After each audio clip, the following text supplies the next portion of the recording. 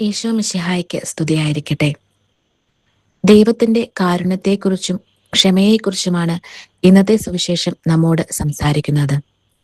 ദൈവം നമ്മോട് കാണിച്ച മഹാകാരുണ്യം മറക്കുമ്പോഴാണ് നമ്മൾ മറ്റുള്ളവരോട് ക്രൂരമായി പെരുമാറുന്നത്. സുവിശേഷത്തിന്റെ അവസാനത്തിൽ യേശു നൽകുന്ന മുന്നറിയിപ്പ് വളരെ ഗൗരവമുള്ളതാണ്. നിങ്ങൾ സഹോദരനോട് ഹൃദയപൂർവ്വം ക്ഷമിക്കുന്നില്ലെങ്കിൽ എന്റെ സ്വർഗസ്ഥനായ പിതാവ് നിങ്ങളോടും ഇതുപോലെ തന്നെ പ്രവർത്തിക്കും.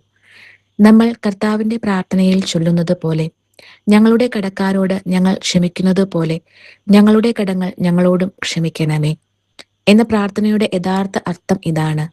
നമ്മുടെ ക്ഷമയാണ് ദൈവത്തിന്റെ ക്ഷമ സ്വീകരിക്കുവാനുള്ള ഹൃദയത്തിന്റെ വാതിൽ നമുക്ക് തുറന്നു നൽകുന്നത്. ഇതുതന്നെയാണ് ക്രിസ്തു നമ്മോട് ആവശ്യപ്പെടുന്നതും. വെറും വാക്കുകൾ കൊണ്ടുള്ള ക്ഷമയല്ല, മറിച്ച് ഹൃദയപൂർവ്വമുള്ള ക്ഷമ. നമ്മൾ മറ്റുള്ളവർക്ക് നൽകുന്ന ക്ഷമയാണ് ദൈവം നമുക്ക് സൗജന്യമായി നൽകിയ അളവറ്റ കാരുണ്യത്തോടുള്ള നന്ദിയുള്ള പ്രതികരണം. ദൈവം നമ്മെ സമൃദ്ധമായി അനുഗ്രഹിക്കട്ടെ.